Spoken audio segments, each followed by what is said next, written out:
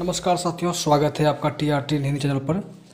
जैसा कि मित्रों, बहुत दिनों से मैं वीडियो नहीं बना पा रहा था, लेकिन NIOS के द्वारा जो DLED कार्यक्रम आपके ईयर में जो भी ज़रूरी बातें हैं वो मैं आज एक वीडियो में क्लियर कर दूंगा।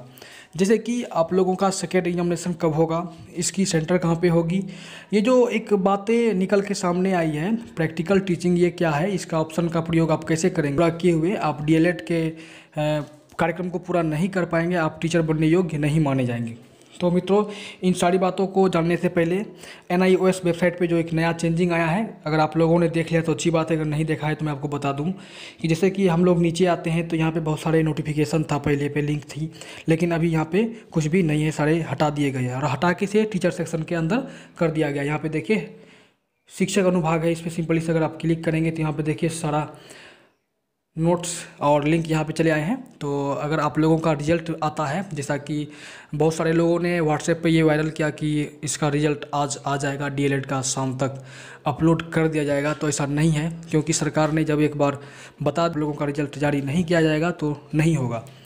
यहाँ पे एक ज़रूरी बात देखिए, यहाँ पे नोट में दिया गया है कि all question paper will be bilingual English and Hindi and selected regional language. However, the learners are allowed to write the answer in any one language except language paper included in the 8th schedule of the Indian Constitution. The learner has to write the medium language of answering questions on the specified space in the answer book. यानी कि मित्रों, आप लोगों का जो question paper होंगे वो अंग्रेजी हिंदी दोनों और आपके स्थानीय लैंग्वेज में होंगे। स्थानीय लैंग्वेज कहने का मतलब है कि आप जैसे जिस स्टेट से बिलोंग्स करते हैं, जैसे अगर आप बंगाल से बिलोंग्स करते हैं तो आपके पास जो पेपर आएंगे वो आपको बंगाली और इंग्लिश में होंगे। अगर आप बिहार की तरफ से हैं तो आपके पेपर हिंदी और अंग्रेजी में होंगे। आपने चाहे एग्ज़ाम पेपर फिल करने के वक्त जो भी लैंग्वेज चूज़ किया हो, उससे कोई दिक्कत वाली बात नहीं है। बस पैटर्न से एग्ज़ाम देना चाहते हैं हिंदी इंग्लिश या अपने स्थानीय लैंग्वेज में, तो बस कॉपी पे आपको अपना स्थानीय लैंग्वेज लिखना ज़रूरी है कि हाँ मैं इस लैंग्वेज में परीक्षा दे रहा हूँ, नहीं तो आपकी कॉपी सही तरीके से जांच नहीं की जाएगी। उसके बाद मित्रों, यहाँ पे एक बात और सामने निकल के आई है, notification of submit of second year registration fees. ये तो आप लोगों ने देख ही लिया होगा। यहाँ पे सेकेंड एग्जामिनेशन डेट के बारे में दिया गया है कि कब कब डेट है आप लोगों का।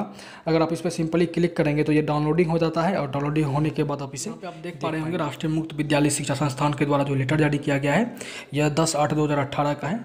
यहाँ पे देखिए 501, 502, 503, 504 और 505 पाँचों सब्जेक्ट के एग्जामिनेशन का डेट दिया गया है। चूँकि जो विद्यार्थी 501 से 503 में फेल कर गए होंगे तो उनको 25, 26, 27 इन 3 दिन एग्ज़ाम देने होंगे और वो सभी एग्ज़ाम सेकेंड सीटिंग है। और जो 504 और 505 की पढ़ाई कर रहे हैं वो 28 और 29 को इसकी तैयारी करके परीक्षा दे पाएंगे। और यहाँ पे आप देख पा रहे होंगे ये आपकी एग्ज़ाम सितंबर में होगी।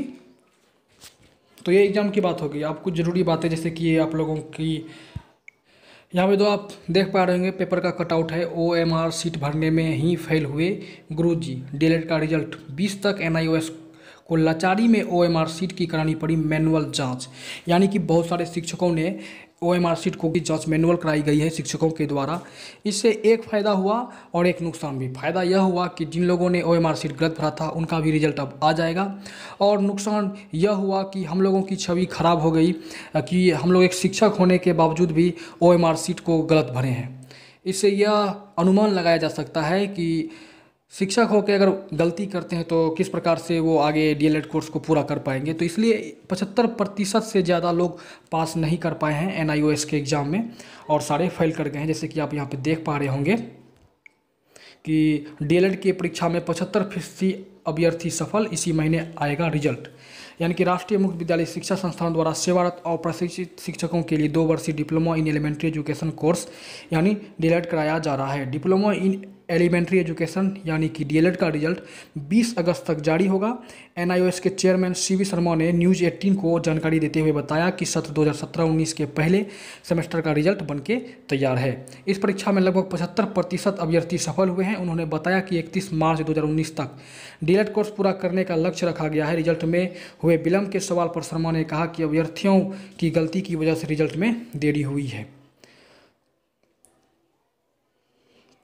उसके बाद मित्रों आपको पीसीपी क्लासेज के बारे में बता दें, जैसा कि आप लोग फर्स्ट ईयर में पीसीपी क्लासेज किए होंगे तो सेकेंड ईयर में भी आपको पीसीपी क्लासेज करने हैं। और ये एनआईओएस के द्वारा लेटर जारी किया गया है कि एनआईओएस द्वारा संचालित डीएलएड द्वितीय वर्ष की पीसीपी व्यक्तिगत संपर्क कार्यक्रम की समय सारणी के संबंध में महोदय एनआईओएस द्वारा संचालित डीएलएड सेवारत और प्रशिक्षित अध्यापकों हेतु के द्वितीय वर्ष के व्यक्तिगत संपर्क कार्यक्रम पीसीपी दिनांक 2/9/2018 से 28/10/2018 तक संपन्न होना है, जिसकी समय सारणी आप सभी के पास प्रेषित की जा रही है। इसे अपने जनपद के अध्ययन केंद्रों को सूचित कर कार्यशाला संपन्न कराने की योजना बना ले। सभी परीक्षार्थियों के 506, 507, 508, 509 एवं 510 के सत्रीय कार्य यानी कि असाइनमेंट 31/10/2018 तक अवश्य जमा हो जाएं।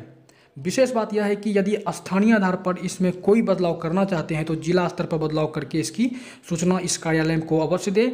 यह कार्यक्रम मुख्यालय के निर्देशानुसार 31/10/2018 तक अवश्य संपन्न होना है। डीएलएड द्वितीय वर्ष की पीसीपी व्यक्तिगत संपर्क की समय सारणी, यानी कि मित्रों आप लोगों को बहुत सारे लोगों ने मुझसे यह क्वेश्चन किया कि ये यूपी का है या बिहार का है, किस स्टेट का है, उन लोगों को समझ नहीं आ रही थी कि पीसीपी का यह डेट किसके लिए जारी किया गया है। तो मैं बता दूं कि यह पूरे भारत के लिए यह डेट लागू किया गया है। आपको जो यहाँ पे डेट अभी मैंने बताया बस उसी डेट में आपको पीसीपी क्लासेज पूरे करने हैं और 31/10/2018 तक 506 से 510 का असाइनमेंट भी आपको जमा करना है। इसकी तैयारी में आप लग जाए।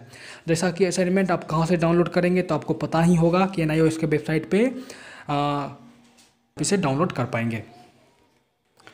और रिजल्ट की बात हो गई तो मित्रों मैं एक बात और क्लियर करूंगा, जैसा कि आप लोगों के एग्ज़ाम सेंटर की बात करते हैं कि एग्ज़ाम सेंटर आपकी कहाँ पे होगी और आप परीक्षा कहाँ पे दे पाएंगे।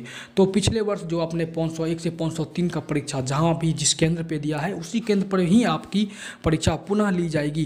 कोई भी चेंजिंग या बदलाव नहीं किए गए हैं। जिस स्टडी सेंटर का जिस परीक्षा केंद्र पर परीक्षा, फिलहाल मैं इस वीडियो में वो लेटर आपको नहीं बता सकता हूँ, वीडियो लंबी बन जाएगी। तो मैं अगले वीडियो में कोशिश करूँगा आपको इसके बारे में पूरी अवगत कराने के लिए।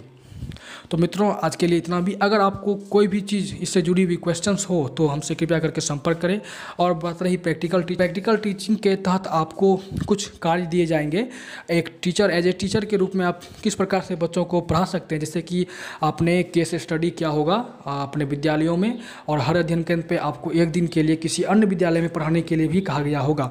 लेकिन इस बार ऐसा नहीं होगा। प्रैक्टिकल टीचिंग में आपको अपने ही विद्यालय में प्रैक्टिकल करना है, वो भी किसी एक ऐसे व्यक्ति आपके साथ रहेंगे एनआईओएस के, जो कि आपकी जांच करेंगे कि आप डीएलएड के इस कार्यक्रम में क्या सीख पाए हैं और व्यवहार कर रहे हैं। और इसकी पूरी जानकारी मैं आपको अगले वीडियो में दूंगा। प्रैक्टिकल टीचिंग की बात रह गई और बात रह गई आप लोगों की एग्जाम सेंटर, अगर आपके होम सेंटर पे ही होगी तो वो किस प्रकार से होगी, इसके बारे में वीडियो में अगली बार मैं जानकारी दूंगा। तब तक के लिए मित्रों धन्यवाद। छोटी सी आग्रह होगी कि मेरे यूट्यूब चैनल को आप सब्सक्राइब करें और इसे वीडियो को ज़्यादा से ज़्यादा शेयर करें, लाइक करें। धन्यवाद।